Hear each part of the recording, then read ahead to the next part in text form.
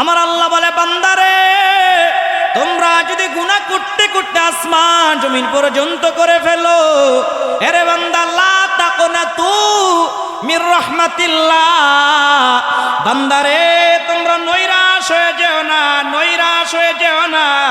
আমি আল্লাহর কাছে ক্ষমা চাও, আমি আল্লাহ রব্বুল আলামিন তোমাদের জিন্দেগির গুনাহগুলো মাফ করে দিব। জোরে কর সুবহানাল্লাহ। ঘোষণা কার? আর জোরে বলেন কার?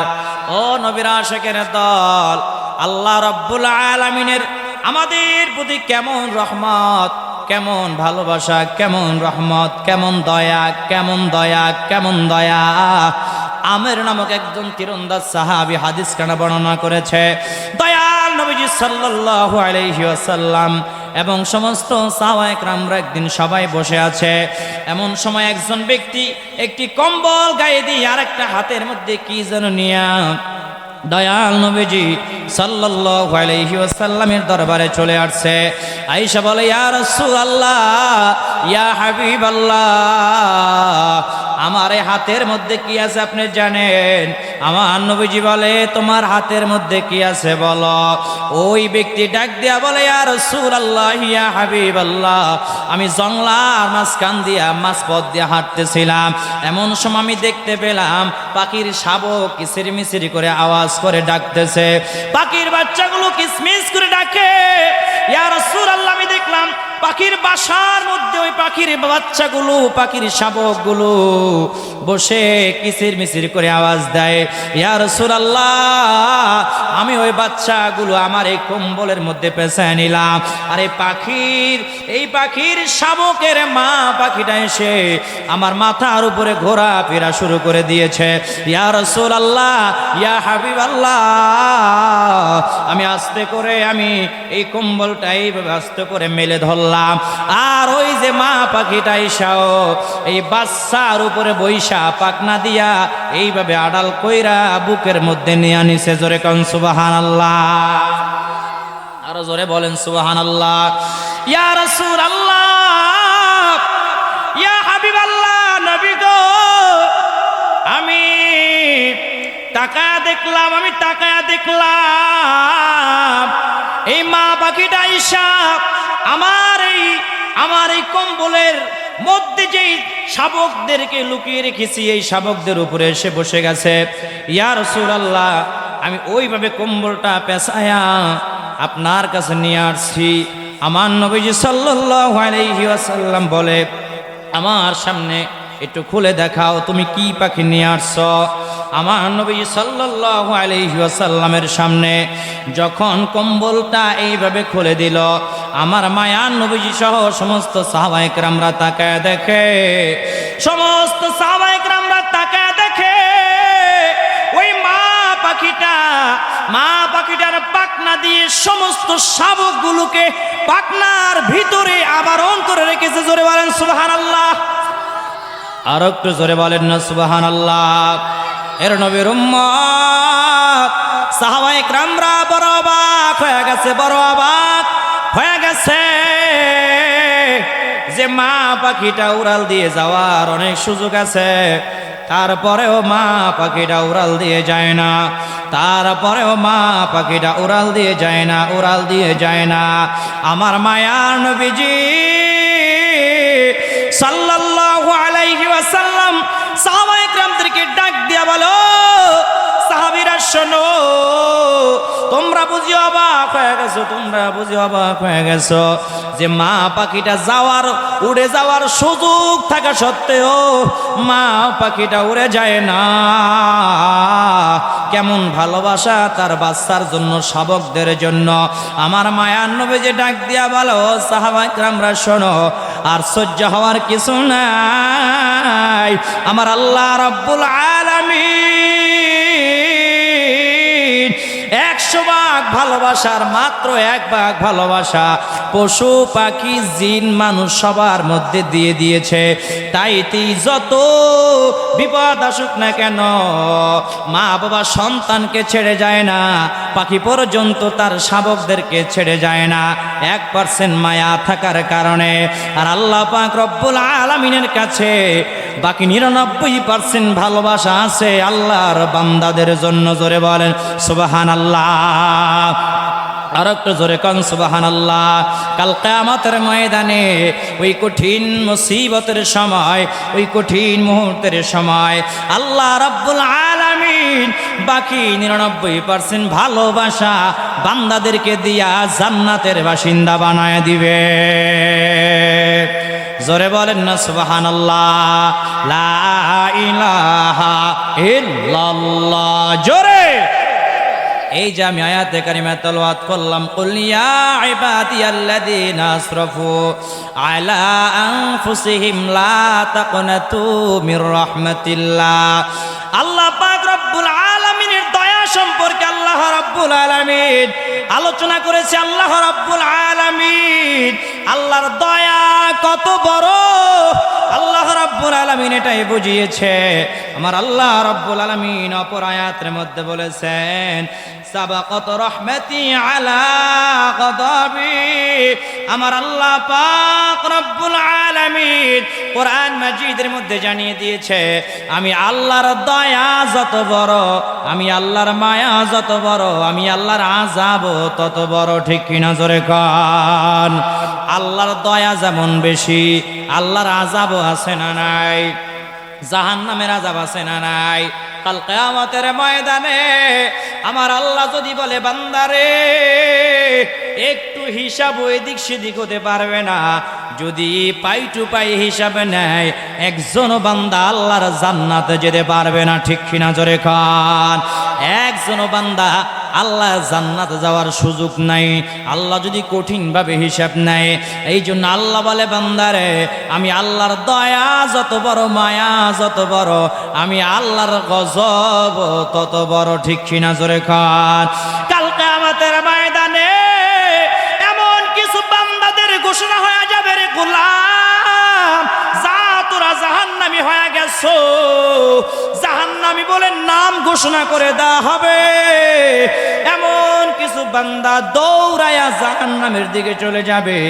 আবার কিছু কিছু বান্দা দৌড় মারবে না, আস্তে আস্তে সামনের দিকে যাবে, বারবার পিছন ফিরে ফিরে তাকাবে, ফিরে ফিরে আল্লাহর সিংহাসনের দিকে তাকাবে।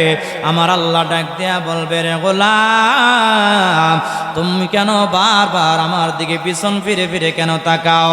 আমার আল্লাহ রাব্বুল আলামিন ডাক দেয়া বলবে, আমার আল্লাহ রাব্বুল আলামিন যখন ডাক দেয়া বলবে, রে গোলাম কেন তুমি বারবার পিছন ফিরে তাকাও? ওই বান্দা ডাক দেয়া বলবে, আল্লাহ আয় আল্লাহ, আমার বিশ্বাস আছে আমার আল্লাহ যদি আমাকে ক্ষমা কইরা এখনো আমাকে জান্নাতের বাসিন্দা বানায় দিতে পারে। কারণ আল্লাহ আপনার দয়া অনেক বড়, অনেক বড়, অনেক বড়। কুল ইয়া ইবাদিয়াল্লাযীনা আসরাফু আলা আনফুসিহিম লা তাকনাতু মির রাহমাতিল্লাহ। আয় আল্লাহ আপনি তো কোরআন মাজিদের মধ্যে জানায়া দিয়েছেন, বান্দারে তোমরা যত গুনাহ করো না কেন, আসমান জমিন পর্যন্ত যদি গুনাহ কইরা ফালাও, লা তাকনাতু মির রাহমাতিল্লাহ। ও বান্দা আমি আল্লাহর দরবার থেকে নৈরাশ হয়ে যাও না, আমি আল্লাহর কাছে ক্ষমা চাও, আমি আল্লাহ মাফ করে দিব। আয় আল্লাহ রব্বুল আলামিন, এই জন্য এখনো আয় আল্লাহ আমি আপনার দিকে তাকাই, আমার মনে এখনো আশা আছে, ভরসা আছে। আমার আল্লাহ চাইলে আমাকে জান্নাতের বাসিন্দা বানায় দিতে পারে। জোরে বলেন না সুবহানাল্লাহ। আমার আল্লাহ ডাক দিয়া বলবে, সাদ্দাকতা ইয়া আবদি, আমার বান্দা সত্য বলেছে, সত্য বলেছে, সত্য বলেছে। ও ফেরেশতারা শোনো শোনো, আমার বান্দাকে আর জাহান্নামের দিকে নিও না, আমার এই বান্দাকে জান্নাতের বাসিন্দা বানায়া দাও। জোরে বলেন না সুবহানাল্লাহ। আল্লাহর দয়া আছে না নাই? আল্লাহর দয়া আছে না নাই? কত দয়া, কোনো হিসাব নাই, ঠিক কিনা জোরে বলেন। আল্লাহর বান্দাদের প্রতি, আমাদের প্রতি আল্লাহর কত ভালোবাসা, কোনো হিসাব নাই, পরিমাপ করা যায় না, ঠিক কিনা জোরে বলেন। ও নবীর আশিকের দল, ওয়াহশী রাদিয়াল্লাহু তাআলা আনহুর ঘটনা আপনারা অনেকে জানেন। কোন ওয়াহশী? আমার মায়ার নবীজি সাল্লাল্লাহু আলাইহি ওয়াসাল্লামের আপন চাচা আমির হামজা রাদিয়াল্লাহু তাআলা আনহুকে শহীদ করে দিয়েছিল। যেই কাফের আমির হামজা রাদিয়াল্লাহু তাআলা আনহুকে শহীদ করে দিয়েছিল, কেমন ভাবে শহীদ করেছিল? হাত পা নাক পর্যন্ত কেটে ফেলেছিল, চক্ষু পর্যন্ত বের করে ফেলেছিল। যার নাম হলো ওয়াহশী। কি নাম জোরে বলে? ওয়াহশী কিন্তু শেষে কিন্তু মক্কা বিজয়ের পরে কালেমা পড়ে মুসলমান হয়ে গিয়েছিল। এই ওয়াহশী রাদিয়াল্লাহু তাআলা আনহু আগে কেমন কাফের ছিল? আমার মায়ার নবীজি সাল্লাল্লাহু আলাইহি ওয়াসাল্লামের আপন চাচা, সবচেয়ে বেশি আমার মায়ার নবীজিকে ভালোবাসতো আমির হামজা রাদিয়াল্লাহু তাআলা আনহু। জোরে বলেন সুবহানাল্লাহ। এর নবীর উম্মত এই ওয়াহশী রাদিয়াল্লাহু তাআলা আনহু যখন মক্কা বিজয় হয়ে গেল, ওয়াহশী রাদিয়াল্লাহু তাআলা আনহু আমার মায়ার নবীজি সাল্লাল্লাহু আলাইহি ওয়াসাল্লামের দরবারে চলে গেছে, গিয়া বলে, ইয়া রাসূলুল্লাহ, ইয়া হাবিবাল্লাহ, আমি কালেমা পড়ে মুসলমান হয়ে যেতে চাই। জোরে বলেন সুবহানাল্লাহ। আমি কালেমা পড়ে মুসলমান হয়ে যেতে চাই। আমার মায়া নবীজি সাল্লাল্লাহু আলাইহি ওয়াসাল্লাম এই মক্কা বিজয়ের পর দাঁড়াইয়া বলেছিল, ও মক্কাবাসীরা শোনো, তোমরা যে যে অপরাধ করেছো, কেন যে যে অন্যায় করেছো, যে যত আমার উপরে জুলুম করেছো, আমার সাহাবীদের উপরে জুলুম করেছিলা, তোমাদের সবাইকে সাধারণ ক্ষমা ঘোষণা করা হলো। জোরে কোন সুবহানাল্লাহ। আরো জোরে কোন সুবহানাল্লাহ। এবার দলে দলে দলে দলে কাফেররা আইসা আমার মায়ার নবীজি সাল্লাল্লাহু আলাইহি ওয়াসাল্লামের হাতে হাত রেখে কালেমা পড়ে মুসলমান হয়ে যেতে লাগলো। এর মধ্যে ওয়াহশী রাদিয়াল্লাহু তাআলা আনহু চলে আসছে, আয়েশা বলে, ইয়া রাসূলুল্লাহ, ইয়া হাবিবাল্লাহ, আমি ওয়াহশী কালেমা পড়ে মুসলমান হয়ে যেতে চাই। আমার নবীজি বলে, কোন ওয়াহশী? ডাক দিয়া বলে, ইয়া রাসূলুল্লাহ, আপনার আদরের চাচা আমির হামজা রাদিয়াল্লাহু তাআলা আনহুকে যেই ব্যক্তি শহীদ করে দিয়েছিল, আমি হলাম সেই ওয়াহশী। আমার মায়া নবীজি সাল্লাল্লাহু আলাইহি ওয়াসাল্লাম মন খারাপ করে ফেললেন, কিন্তু কোনো গরম করে কিছু বলে নাই, প্রতিশোধ নেয় নাই। আর যদি আমাদের বেলা হইতো, যদি আয়া কইতো, হুজুর আপনার চাচার যে মাইরা লাইছিলাম, আমি আইছি তওবা পড়ায়া দেন, ভালো হইতে চাই, আমরা কইতাম আগে তোর গলাটা আলাদা কইরা দিই, ঠিক কিনা জোরে কান? জোরে বলেন ঠিক কিনা? ও নবীর আশিকের দল, এই ওয়াহশী রাদিয়াল্লাহু তাআলা আনহু ডাক দিয়া বলে, ইয়া রাসূলুল্লাহ, ইয়া হাবিবাল্লাহ, আমি কালেমা পড়ে মুসলমান হব, তবে একটা শর্ত আছে। বলে, কি শর্ত? যে আমাকে যে আল্লাহ ক্ষমা করে দিয়েছে, এটা ওহীর মাধ্যমে আল্লাহকে জানায়া দেওয়া লাগবে। জোরে বলেন সুবহানাল্লাহ। ওহীর মাধ্যমে আপনাকে দিয়ে আমাকে জানায়া দেওয়া লাগবে। শর্ত দিছে আবার। আমরা হলে কইতাম, আমার শর্ত দেশ মাইরলে আগে, ঠিক কিনা জোরে বলেন? ওয়াহশী রাদিয়াল্লাহু তাআলা আনহুকে আমার মায়ার নবীজি সাল্লাল্লাহু আলাইহি ওয়াসাল্লাম কাছে ডাকলেন, ডাক দিয়া বলে, ও ওয়াহশী, তোমাকে একটা দলিল দেই, তারপরে তুমি এই দলিল শুনে দেখো, তারপর তুমি কালেমা পড়ে মুসলমান হয়ে যাও। আমার মায়ার নবীজি সাল্লাল্লাহু আলাইহি ওয়াসাল্লাম আয়াতে কারিমা তিলাওয়াত করলেন, ওয়াল্লাযীনা লা ইয়াদউনা মা'আল্লাহি ইলাহান আখার ওয়া লা ইয়াকতুলুনান নাফসাল্লাতী হারামাল্লাহু ইল্লা বিল হক ولا يزنون ولا يزنون আল্লাহু আকবার বলেন। আমার আল্লাহ রাব্বুল আলামিন বলেন, যারা যারা অন্যায়ভাবে কাউকে হত্যা করে নাই, জিনা করে নাই, শিরিক করে নাই, ব্যভিচার করে নাই, এদেরকে আমি আল্লাহ ক্ষমা করে দিব। আর যারা অন্যায়ভাবে কাউকে হত্যা করবে, যারা শিরিক করবে, যারা ব্যভিচার করবে, এদেরকে আমি আল্লাহ ক্ষমা করব না। এই তিন গ্রুপ ছাড়া আর সবাইকে আমি আল্লাহ ক্ষমা করে দিব। এই আয়াতে কারিমা শুনে ওয়াহশী রাদিয়াল্লাহু তাআলা আনহু ডাক দিয়া বলে, ইয়া রাসূলুল্লাহ, ইয়া হাবিবাল্লাহ, নবী গো, এই আয়াতের সঙ্গে আমার কোনো মিল নাই।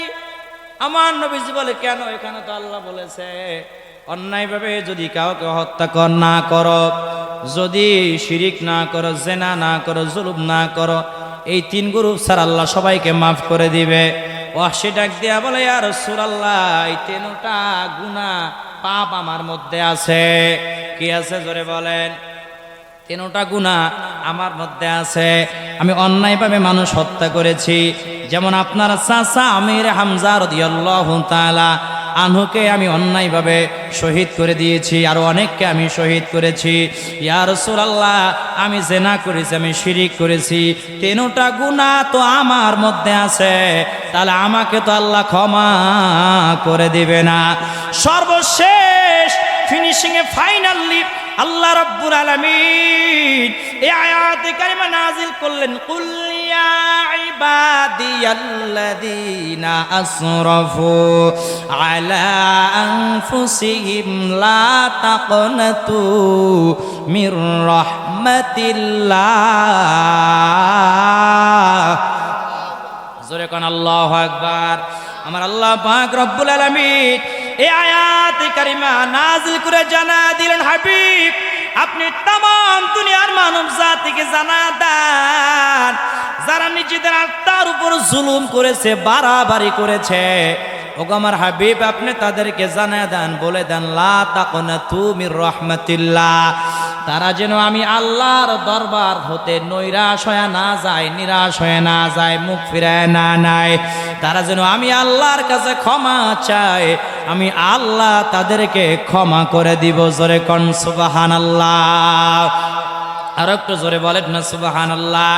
এই আয়াতে কারিমা শোনার পর ওয়াহশী রাদিয়াল্লাহু তাআলা ডাক দিয়া বলে, ইয়া রাসূলুল্লাহ, ইয়া হাবিবাল্লাহ, আমার আর কালেমা পড়তে কোনো দ্বিধা নাই, আমাকে পড়ায়া দেন। লা ইলাহা ইল্লাল্লাহু মুহাম্মাদুর রাসূলুল্লাহ, লা ইলাহা। ও নবীর আশিকের দল, আমার মায়ার নবীজি সাল্লাল্লাহু আলাইহি ওয়াসাল্লামের দুইজন জলিলুল কদর সাহাবী, হযরত সালাবাতুল আনসারী রাদিয়াল্লাহু তাআলা আনহু এবং সাঈদ ইবনে আব্দুর রহমান রাদিয়াল্লাহু তাআলা আনহু, এই দুইজন সাহাবীর ঘটনা আপনারা অনেকে জানেন। আমার দয়াল নবীজি সাল্লাল্লাহু আলাইহি ওয়াসাল্লাম সাঈদ ইবনে আব্দুর রহমান রাদিয়াল্লাহু তাআলা আনহু এবং সালাবাতুল আনসারী রাদিয়াল্লাহু তাআলা আনহু, এই দুইজনের মধ্যে ভ্রাতৃত্ব বন্ধনে আবদ্ধ করে দিলেন। আমার নবীজি বললেন, ও সালাবা, আজকে থেকে সাঈদ ইবনে আব্দুর রহমান তোমার ভাই, তোমার ঘরে থাকতে দিবা, যা কিছু প্রয়োজন আছে তুমি তাকে দিয়া সাহায্য করবা। জোরে বলেন সুবহানাল্লাহ। হঠাৎ করে কয়েকদিন পর আমার নবীজি সাল্লাল্লাহু আলাইহি ওয়াসাল্লাম জিহাদের জন্য নাম লেখাচ্ছে, নাম লেখানোর ওই নামের লিস্টের মধ্যে সাঈদ ইবনে আব্দুর রহমান রাদিয়াল্লাহু তাআলা আনহুর নাম লিস্টের মধ্যে লিখে ফেলেছে। আমার নবীজি সালাবাকে ডাক দেয়া বলো, সালাবা শোনো, সাঈদ ইবনে আব্দুর রহমান আমার সঙ্গে জিহাদের ময়দানে যাবে, তুমি ওর স্ত্রীর দিকে খেয়াল রাখবা, বাজার ঘাট যা কিছু লাগবে তুমি এনে দিবা, তুমি খেয়াল রাখবা। সাঈদ ইবনে আব্দুর রহমান রাদিয়াল্লাহু তাআলা আনহু আমার মায়ার নবীজি সাল্লাল্লাহু আলাইহি ওয়াসাল্লামের সঙ্গে জিহাদের ময়দানে চলে গেছে। সালাবা রাদিয়াল্লাহু তাআলা আনহু যা কিছু প্রয়োজন আছে সাঈদ ইবনে আব্দুর রহমান রাদিয়াল্লাহু তাআলা আনহুর স্ত্রীর যা কিছু দরকার এনে দেয়। হঠাৎ করে শয়তান একদিন ওয়াসওয়াসা দেয় আর বলে, ও সালাবা, তোমার ভাইয়ের স্ত্রী কিন্তু অনেক সুন্দরী, তোমার ভাই যেহেতু জিহাদের ময়দানে গেছে, এই সুযোগ তুমি হাতছাড়া করিও না, এই সুযোগটা তুমি কাজে লাগাও। জোরে কর নাউজুবিল্লাহ। শয়তান ওয়াসওয়াসা দিতে পারে কি পারে না? আমরা যখন নামাজে দাঁড়াই অনেক কিছু মনে পড়ে কি পড়ে না? লাগে যেন দুনিয়ার সব কথা নামাজের মধ্যে দাঁড়াইলে মনে পড়ে যায়। ঠিক কিনা জোরে বলেন? ছোটবেলায় কি করছিলেন, 10 বছর বয়সে কি মারামারি করছেন, কোন জায়গায় কি করছেন, সব কিছু নামাজের মধ্যে দাঁড়াইলে মনে পড়ে। ঠিক কিনা জোরে কান? শয়তানে গুতায়, শয়তানে ওয়াসওয়াসা দেয়, শয়তান শিরায় শিরায় ঢুকে ওয়াসওয়াসা দিতে পারে বান্দাদেরকে, শেষ উম্মতদেরকে পথভ্রষ্ট করার জন্য শয়তান আপ্রাণ চেষ্টা করে যাবে কিয়ামত পর্যন্ত। ঠিক কিনা জোরে খান? ও নবীর আশিকের দল, সালাবা মনে মনে বলে, ঠিকই তো, এই তো সুযোগ, আমার ভাই যেহেতু জিহাদের ময়দানে গেছে, এই সুযোগ আমি হাতছাড়া করতে পারি না। সাহাবা রাদিয়াল্লাহু তাআলা আনহু ঘরের মধ্যে গেছি, যায় বাজার দিচ্ছে পর্দার আড়াল থেকে। যখন বাজার দিচ্ছে এমন সময় সাঈদ ইবনে আব্দুর রহমান রাদিয়াল্লাহু তাআলা আনহুর স্ত্রীর হাতটা এইভাবে ধরে ফেলেছে। সাঈদ ইবনে আব্দুর রহমান রাদিয়াল্লাহু তাআলা আনহুর স্ত্রী হাত এইভাবে ঝাড়িয়ে দিয়া বলে, ও সালাবা ভাই, ইত্তাকুল্লাহ, ইত্তাকুল্লাহ, আল্লাহকে ভয় করো, আল্লাহকে ভয় করো। তুমি আমানত খেয়ানত করতেছো, তুমি তোমার ভাইয়ের হক নষ্ট করার চেষ্টা করতেছো। সালাবা রাদিয়াল্লাহু তাআলা আনহু এই কথা শুনে হাত ছেড়ে দিয়া অনেক দূরে চলে গেছে, জঙ্গলার দিকে চলে যায় আর বলে, আল্লাহ আমি কি করলাম? শয়তানের ধোকায় পড়ে আমার ভাইয়ের আমানত আমি খেয়ানত করার চেষ্টা করেছি, আমি বড় গুনাহ করে ফেলেছি। বাড়ি ঘর সাইডা দিয়া জঙ্গলার মধ্যে চলে গেছে। ওই জঙ্গলার মধ্যে পাহাড়ে গিয়া আল্লাহর নামের জিকির করে আর সিজদায় পড়ে কাঁদে আর বলে, আল্লাহ আপনি আমাকে মাফ করে দেন। আয় আল্লাহ, আমি যে অন্যায় করে ফেলেছি, আমি এই চেহারা নিয়ে আমি দয়াল নবীজি সাল্লাল্লাহু আলাইহি ওয়াসাল্লামের সামনে কিভাবে দাঁড়াবো? আল্লাহ, আয় আল্লাহ আপনি ক্ষমা করে দেন, আপনি মাফ করে দেন। সিজদায় পড়ে কাঁদে। এরপর আমার দয়াল নবীজি সাল্লাল্লাহু আলাইহি ওয়াসাল্লাম জিহাদের ময়দান থেকে চলে আসলেন। সাঈদ ইবনে আব্দুর রহমান রাদিয়াল্লাহু তাআলা আনহু ঘরে যায়া সালাবাকে দেখে না, স্ত্রীকে ডাক দিয়া বলে, ও আমার স্ত্রী শোনো, আমার ভাই সালাবা কোথায়? স্ত্রী ডাক দিয়া বলে, স্বামী গো, আপনার ভাই তেমন ভালো না, আপনার ভাই আপনার আমানত খেয়ানত করার চেষ্টা করেছে। এই ঘটনা সবকিছু যখন খুলে বলেছে, সাঈদ ইবনে আব্দুর রহমান রাদিয়াল্লাহু তাআলা আনহু ডাক দিয়া বলে, আমার ভাইকে আমি ক্ষমা করে দিলাম। জোরে বলেন সুবহানাল্লাহ, আরো জোরে কোন সুবহানাল্লাহ। বলে, আমার ভাইকে আমি ক্ষমা করে দিলাম। সাঈদ ইবনে আব্দুর রহমান রাদিয়াল্লাহু তাআলা আনহু সালাবাকে খোঁজার জন্য বের হয়ে গেছে। খুঁজতে খুঁজতে অনেক দূরে যায় দেখে, পাহাড়ের উপরে যায় দেখে সেজদায় পড়ে আল্লাহর দরবারে কাঁদে আর বলে, আল্লাহ আপনি আমাকে মাফ করে দেন, আপনি আমাকে ক্ষমা করে দেন। আল্লাহ আমি বড় ভুল করে ফেলেছি। সাঈদ ইবনে আব্দুর রহমান রাদিয়াল্লাহু তাআলা আনহু ডাক দিয়া বলো, ভাই আমি সাঈদ ইবনে আব্দুর রহমান আসছি তোমাকে নেওয়ার জন্য। ভাই রে, তুমি ভুল করে ফেলেছো, শয়তানের ধোকায় পড়ে আমি ভাই হয়ে তোমাকে ক্ষমা করে দিলাম। জোরে কোন সুবহানাল্লাহ। ও ভাই চলো বাড়িতে চলো। সালাবা ডাক দিয়া বলে, ও আব্দুর রহমান ভাই, না না আমি যাব না। আমি কিভাবে এই চেহারা নিয়ে দয়াল নবীজি সাল্লাল্লাহু আলাইহি ওয়াসাল্লামের সামনে গিয়া দাঁড়াবো? আমি যেতে পারবো না, আমি যাব না।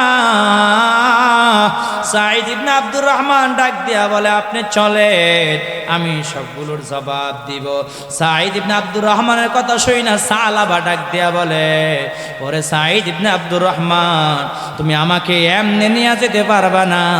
আমার গলার মধ্যে রশি লাগায়া, কোমরের মধ্যে রশি লাগায়া টেনে টেনে আসামির মতো করে তারপরে আমাকে প্রথমে সিদ্দিক আকবর রাদিয়াল্লাহু তাআলা আনহুর দরবারে নিয়ে চলো। সাঈদ ইবনে আব্দুর রহমান সালাবাকে নিয়ে সিদ্দিক আকবর রাদিয়াল্লাহু তাআলা আনহুর দরবারে চলে গেলেন। গিয়া যখন সাঈদ ইবনে আব্দুর রহমান যখন নিয়ে গেছে, সালাবাকে দেখে মাত্র সিদ্দিক আকবর রাদিয়াল্লাহু তাআলা আনহু ডাক দিয়া বলে, এরে সালাবা, আমি ক্ষমা করতে পারবো না। আল্লাহ যদি ক্ষমা করে আল্লাহ ক্ষমা করবে, আমি ক্ষমা করতে পারবো না। তোমার জায়গা আমার ঘরে হবে না। ওমরে ফারুক রাদিয়াল্লাহু তাআলা আনহুর দরবারে নিয়ে যাওয়া হলো। ওমরে ফারুক রাদিয়াল্লাহু তাআলা সব কিছু শুই না বলে, আমার দরবারে তোমার জায়গা নাই, আমার ঘরে তোমার জায়গা নাই। শেষ পর্যন্ত আবার সালাবা রাদিয়াল্লাহু তাআলা আনহু আবার ওই পাহাড়ের দিকে চলে যায়। পাহাড়ের দিকে যাইয়া সিজদায় পড়ে কাঁদে আর বলে, আল্লাহ আপনি মাফ করে দেন, আমাকে সিদ্দিক আকবর জায়গা দিল না, ওমরে ফারুক জায়গা দিল না, ওসমান রাদিয়াল্লাহু তাআলা জায়গা দিল না, মাওলা আলী আমাকে জায়গা দিল না। ও নবীর উম্মতের দল, সালাবা রাদিয়াল্লাহু তাআলা আনহু এইভাবে কাঁদতেছে কাঁদতেছে কাঁদতেছে। আমার আল্লাহ রাব্বুল আলামিন তওবা কবুল করে নিয়েছে। জোরে কান সুবহানাল্লাহ। জিব্রাইলকে ডাক দিয়া বলে, জিব্রাইল যাও যাও, জলদি করে যাও, আমার হাবিবকে গিয়া জানাইয়া দাও আমি আল্লাহ সালাবাকে ক্ষমা করে দিলাম। জোরে কান সুবহানাল্লাহ। আল্লাহর দয়া আছে না নাই? আছে না নাই? ওরে নবীর উম্মত, আমার মায়ার নবীজি সাল্লাল্লাহু আলাইহি ওয়াসাল্লামের দরবারে জিবরাইল আয়েশা বলে, ইয়া রাসূলুল্লাহ, আপনার সাহাবী সালাবাকে আল্লাহ মাফ করে দিছে। আমার নবীজি সাল্লাল্লাহু আলাইহি ওয়াসাল্লাম সালমান ফারসি রাদিয়াল্লাহু তাআলা আনহু এবং ওমর ফারুক রাদিয়াল্লাহু তাআলা আনহুকে ডাক দিয়া বলে, ও সালমান ফারসি, যাও যাও, সালাবার কাছে চলে যাও, গিয়া বলবা আল্লাহ রাব্বুল আলামিন সালাবাকে মাফ করে দিয়েছে। জোরে বলেন সুবহানাল্লাহ। আর একটু চিল্লা বলেন সুবহানাল্লাহ। এবার সালমান ফারসি রাদিয়াল্লাহু তাআলা আনহু এবং ওমর ফারুক রাদিয়াল্লাহু তাআলা আনহু সালাবা রাদিয়াল্লাহু তাআলা আনহুর কাছে চলে গেছে। যায়া অন্ধকারের মধ্যে দেখে কে জানো ওই পাহাড়ের চূড়ায় সিজদায় পড়ে গুনগুন গুনগুন করে কাঁদতেছে। ডাক দিয়া বলে, ও সালাবা, উঠো উঠো, দয়াল নবীজি সাল্লাল্লাহু আলাইহি ওয়াসাল্লাম তোমাকে ডেকেছে। আল্লাহ বলেছে তোমাকে আল্লাহ ক্ষমা করে দিয়েছে। জোরে বলেন সুবহানাল্লাহ। আর একটু জোরে কোন সুবহানাল্লাহ। সালাবা রাদিয়াল্লাহু তাআলা আনহু সিজদা থেকে মাথা উঠাইলেন আর অন্ধকারের মধ্যে ডাক দিয়া বলে, যদিও অন্ধকারে তোমাদেরকে দেখা যায় না, তবে কণ্ঠ শুনে বুঝলাম এখানে ওমর ভাই তুমি এসেছো, সালমান ফারসি তুমি এসেছো। বলে হ্যাঁ। এবার সালমান ফারসি এবং ওমর রাদিয়াল্লাহু তাআলা ডাক দিয়া বলে, ও সালাবা, চলো চলো, দয়াল নবীজি সাল্লাল্লাহু আলাইহি ওয়াসাল্লামের দরবারে চলো। সালাবা যেতে চাই না, বলে আমাকে কোমরের মধ্যে রশি লাগাইয়া আসামির মতো টেনে হেসরে তারপরে দয়াল নবীজি সাল্লাল্লাহু আলাইহি ওয়াসাল্লামের দরবারে নিয়ে যাও। কোমরের মধ্যে রশি লাগাইয়া টেনে টেনে আমার মায়া নবীজি সাল্লাল্লাহু আলাইহি ওয়াসাল্লামের দরবারের দিকে নিয়ে যায়। যখন নিয়ে যাচ্ছে এমন সময় মসজিদ নববীর কাছে যখন চলে গেল, নামাজের সময় হয়ে গেছে। আমার নবীজি সাল্লাল্লাহু আলাইহি আলাইহি ওয়াসাল্লাম নামাজে দাঁড়ায় গেছে। সালাবা রাদিয়াল্লাহু তাআলা আনহু এমন সময় মসজিদে নববীর বারান্দায় গিয়ে ঢুকলেন, আর আমার মায়ার নবীজি সূরা ফাতিহার পরে যে সূরা তেলাওয়াত করলেন, আলহাকুমুত তাকাসুর হাত্তা যুরতুমুল মাকাবির। আমার মায়ার নবীজি সাল্লাল্লাহু আলাইহি ওয়াসাল্লাম এই আয়াতে কারিমা যখন তেলাওয়াত শুরু করে দিয়েছে, সালাবা মসজিদ নববীর বারান্দায় দাঁড়ায়া আহ বলে একটা এমন জোরে আওয়াজ দিয়েছে, বিকট একটি আওয়াজ দিয়েছে। দ্বিতীয় রাকাতেও যখন আমার নবীজি কোরআন কারীম থেকে যখন তেলাওয়াত করতেছে, সালাবা আল্লাহ বলে এমন জোরে একটি ডাক দিয়েছে, চিৎকার মেরে সাথে সাথে জমিনে বেহুশ হয়ে পড়ে গেছে। আল্লাহু আকবার।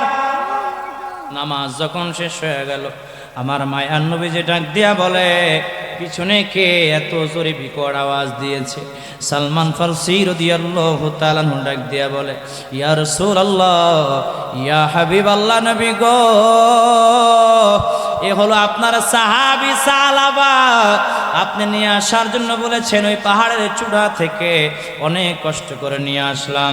ইয়া রাসূলুল্লাহ, আপনি যখন এই কেরাত তেলাওয়াত করতেছিলেন, এই আয়াতে কারিমা যখন তেলাওয়াত করতেছিলেন, সালাবা বুকের উপর হাত দিয়া আল্লাহ বলে চিৎকার মেরেছে, এমন জোরে বিকট আওয়াজ দিয়েছে, সালাবা বেহুশ হয়ে পড়ে আছে।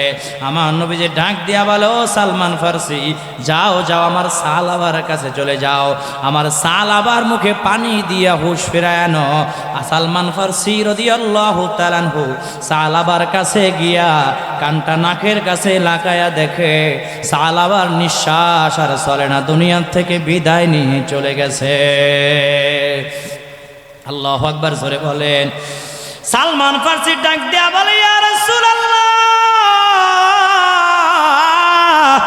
ইয়া হাবিবাল্লাহ, নবী গো, আমার ভাই সালাবার দুনিয়ায় নাই রে, আমার ভাই সালাবা দুনিয়ার থেকে বিদায় নিয়ে চলে গেছে। আল্লাহু আকবার জোরে বলেন। আমার নবীজি সাল্লাল্লাহু আলাইহি ওয়াসাল্লাম ডাক দিয়া বলো, সাহাবীরা, সালাবাকে গোসল করাও, কাফন দাফনের ব্যবস্থা করো, জানাজার ব্যবস্থা করো। যখন কাফন দাফন পরাইয়া জানাজার ব্যবস্থা যখন করা হলো, আমার নবীজি হুজরাখানা থেকে বের হইয়া এমনি সাধারণভাবে হেঁটে যায় না, কদম মুবারকের ওই যে বুড়া আঙ্গুলি মুবারকের উপর ভর দিয়া দিয়া আস্তে আস্তে গিয়া সালাবা রাদিয়াল্লাহু তাআলা আনহুর খাটিয়ার সামনে গিয়ে দাঁড়িয়েছে। জোরে বলেন সুবহানাল্লাহ। সাহাবা একরামরা বড় অবাক হয়ে গেছে, কি ব্যাপার? নবীজি তো জীবনে কারো জানাজা পড়ানোর সময় এরকম পুরো আঙ্গুলি মুবারকের উপরে ভর দিয়া দিয়া কখনো যায় নাই, আজকে কেন এরকম করে যায়? জানাজা যখন শেষ হয়ে গেল, সাহাবা একরামরা ডাক দিয়া বলে, ইয়া রাসূলুল্লাহ, ইয়া হাবিবাল্লাহ, হিকমত তো বুঝলাম না, আপনি কেন পুরো আঙ্গুলি মুবারকের উপরে ভার দিয়া দিয়া তারপরে জানাজার স্থানে গিয়া দাঁড়াইলে? আমার নবীজি ডাক দিয়া বলে, ও সাহাবীরা শোনো, কেন আমি আমার পুরো আঙ্গুলি মুবারকের উপরে ভার দিয়া দিয়া আমি সালাবার খাটিয়ার সামনে গেছি জানোনি? সালাবাকে আল্লাহ এত বেশি দয়া দেখাইছে, সালাবা যে তওবা করেছে আল্লাহ এত বেশি কবুল করে নিছে, এত বেশি খুশি হয়ে গেছে, আল্লাহ রব্বুল আলামিন আসমান থেকে হাজার হাজার ফেরেশতা সালাবার জানাজার মধ্যে নাজিল করে দিছে। জোরে বলেন না সুবহানাল্লাহ। আর একটু জোরে বলেন সুবহানাল্লাহ। বলে, আমি তাকায়া দেখলাম সালাবার লাশটা, সালাবার দেহ মুবারকটা ওই ফেরেশতাদের পালকের উপরে রয়েছে। জোরে বলেন সুবহানাল্লাহ। ফেরেশতারা পালক বিছায় দিছে। আমি এই জন্য আমার কদম মুবারক রাখার জায়গা পাচ্ছিলাম না, এই জন্য আঙ্গুলি মুবারকের উপরে ভার দিয়া দিয়া আমি আমার সালাবার খাটিয়ার সামনে গিয়েছি। জোরে কোন সুবহানাল্লাহ। আর একটু জোরে বলেন না সুবহানাল্লাহ।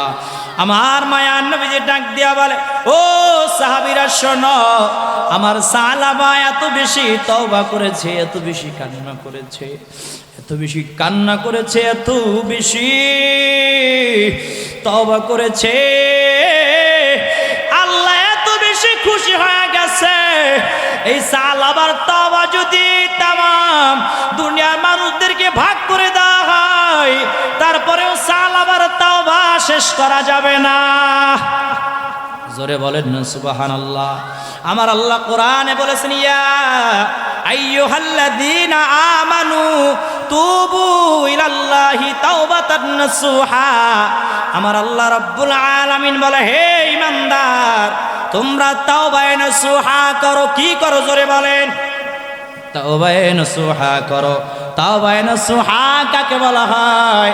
এখন তো আমরা তওবা করি এমন ভাবে, ওয়াজে বয়া কই আর জীবনে সুদ খাবো না, আর জীবনে গীবত করব না।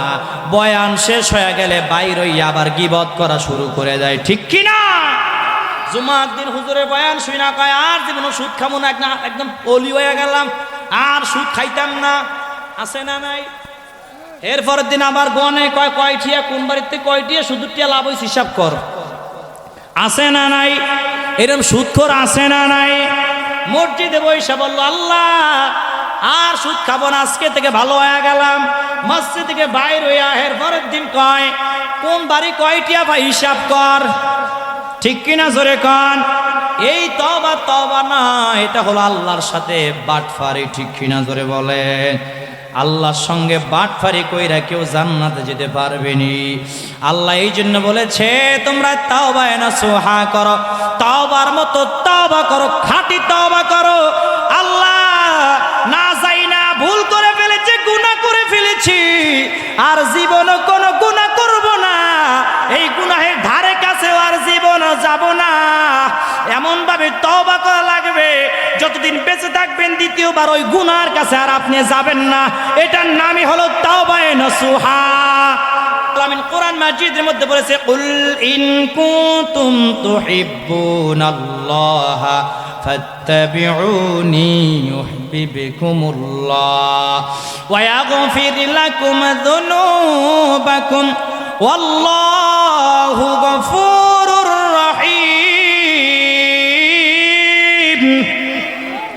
আমার আল্লাহ রাব্বুল আলামিন কোরআন মাজিদের মধ্যে জানা দিয়েছে, হাবিব আপনি তামাম দুনিয়ার মানব জাতিকে জানায়া দেন, তারা যদি আমি আল্লাহকে পেতে চায়, ভালোবাসতে চায়, ফাত্তাবিউনি, তাহলে যেন আপনি নবীজিকে অনুসরণ করে। আপনি নবীজিকে যদি অনুকরণ করে ভালোবাসে, আমি আল্লাহ ঘোষণা দিয়া দিলাম, ইউহিব্বুকুমুল্লাহ, আমি আল্লাহ তাদেরকে ভালোবাসবো, ওয়া ইয়াগফির লাকুম, ক্ষমা করে দেব, যুনুবাকুম, অপরাধসমূহ, গুনাহসমূহ, ওয়াল্লাহু গফুরুর রহিম, আর আমি আল্লাহ তাআলা ক্ষমাশীল ও দয়ালু। জোরে কোন সুবহানাল্লাহ, আর জোরে কোন সুবহানাল্লাহ। ওই নবীজিকে ভালোবাসার দরকার আছে না নাই? আল্লাহ রাব্বুল আলামিনের পরায়াতের মধ্যে বলেছে, কুল আতিউল্লাহ ওয়ার রাসূলা ফাইন তাওয়াল্লাউ ফাইন্নাল্লাহা লা ইউহিব্বুল কাফিরিন। আমার আল্লাহ বলে, হাবিব আপনি তামাম দুনিয়ার মানব জাতিকে জানায়া দেন, তারা যদি আমি আল্লাহকে ভালোবাসতে চাই, তাহলে আপনি নবীজিকে অনুকরণ করে। ফাইউ তাওয়াল্লাউ, তারা যদি মুখ ঘুরায় নেয়, আপনি জানায়া দেন, ফাইন্নাল্লাহা লা ইউহিব্বুল কাফিরিন, কোন কাফের বেঈমানদেরকে আমি আল্লাহ ভালোবাসি না। ঘোষণা কার?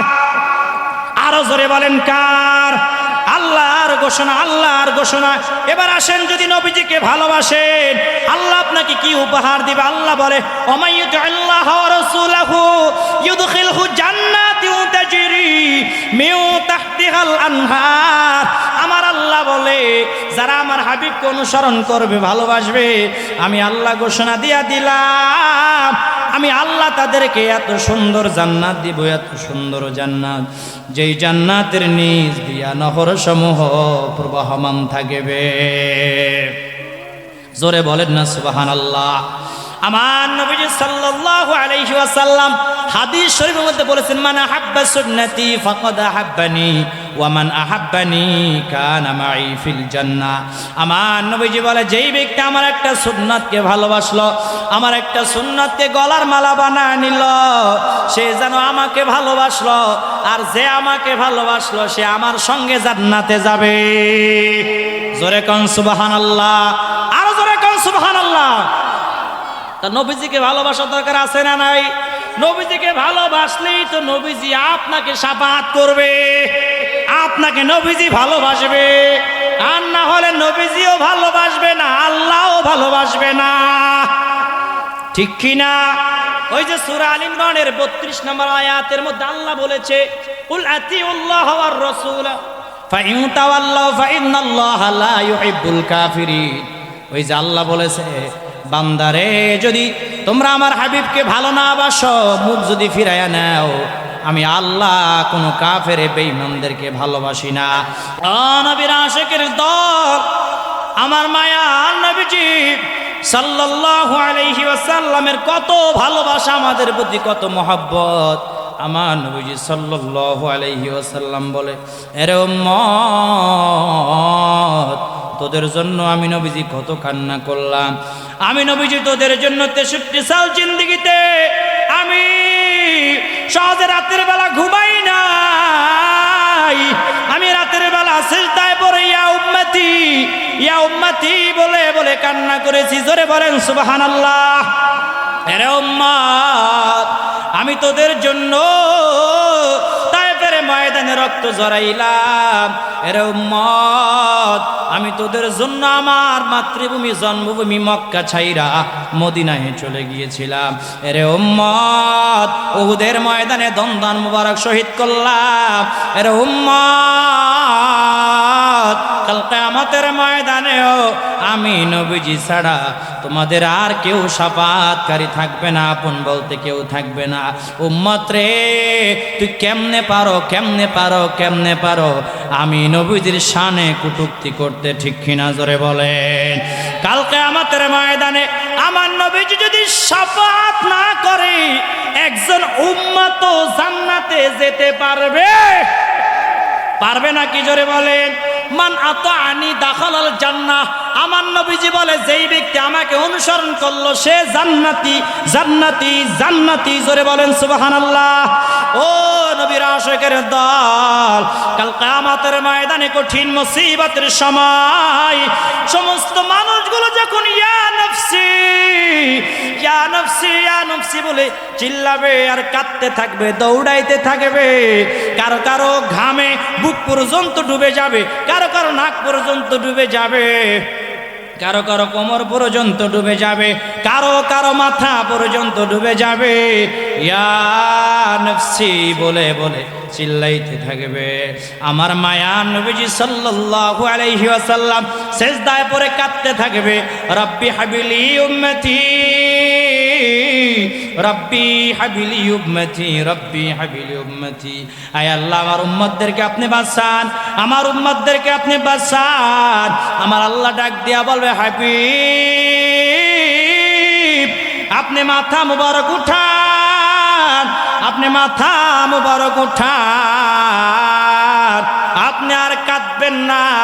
এই যে আমার পাশে একটি চেয়ার সাজানো আছে, এই সিংহাসন হলো আপনি মায়ার নবীজির জন্য, আপনি হাবিবের জন্য আমি আল্লাহ বানাইছি। জোরে কোন সুবহানাল্লাহ, আরো জোরে কোন সুবহানাল্লাহ। আমার নবীজি ডাক দিয়া বলবে, আল্লাহ, আয় আল্লাহ, না না, আমি মাথা মুবারক উঠাবো না যতক্ষণ পর্যন্ত আমার উম্মতদেরকে মাফ করে দিয়া জান্নাতের বাসিন্দা বানায়া না দিবেন, ততক্ষণ পর্যন্ত আমি নবীজি সিজদা থেকে মাথা মুবারক উঠাবো না। জোরে বলেন সুবহানাল্লাহ। আমার মায়া নবীজি সাল্লাল্লাহু আলাইহি ওয়াসাল্লাম যখন এই কথা বলবে, আমার আল্লাহ ডাক দিয়া বলবে, হাবিব আমি আল্লাহ আপনাকে না বানাইলে আসমান জমিন বানাইতাম না, আমি আল্লাহ আপনাকে সৃষ্টি না করলে কুল কায়নাত বানাইতাম না, আমি আল্লাহ আপনাকে না বানাইলে জান্নাত জাহান্নাম বানাইতাম না, আমি আল্লাহ আপনাকে না বানাইলে আজকের হাসরের ময়দানের আয়োজন করতাম না। ওগো আমার হাবিব, আমি আল্লাহ ঘোষণা দিয়া দিলাম আপনার সেজদা থেকে মাথা মুবারক উঠাইতে দেরি হবে, আপনার গুনাহগার উম্মতদেরকে মাফ করে দিয়া জান্নাতের বাসিন্দা বানাইতে দেরি হবে না। জোরে বলেন না সুবহানাল্লাহ। পাইলে নিরালায় গো নবী, পাইলে নিরালায়, পাইলে নিরালায় গো নবী। বক্তা নিয়ে আসুন। ও পাইলে নিরালায় গো নবী, পাইলে নিরালায়। জোরে আমি দুই কদমে চুমু খাবো, দুই কদমে চুমু খাবো, চরণ ধুলি মাখবো গায়ে। পাইলে নিরালায় গো নবী, পাইলে নিরালায়, পাইলে নিরালায় গো নবী। জোরে পাইলে নিরালায় গো নবী, পাইলে নিরালায়, পাইলে নিরালায় গো নবী। দয়াল নবী কত দূরে লোহিত সাগরের তীরে, দয়াল নবী কত দূরে লোহিত সাগরের তীরে। মদিনার ওই সোনার ঘরে, মদিনার ওই সোনার ঘরে শুয়ে আছে সর্বদায়। পাইলে নিরালায়, পাইলে নিরালায় গো নবী। আওয়াল করিয়াছি জন, আখেরে করলে না গামন। ধন্য হলো বিশ্বভুবন, ধন্য হলো অশান্তি এলো দুনিয়ায়। পাইলে নিরালায় গো নবী, পাইলে নিরালায়, পাইলে নিরালায় গো নবী।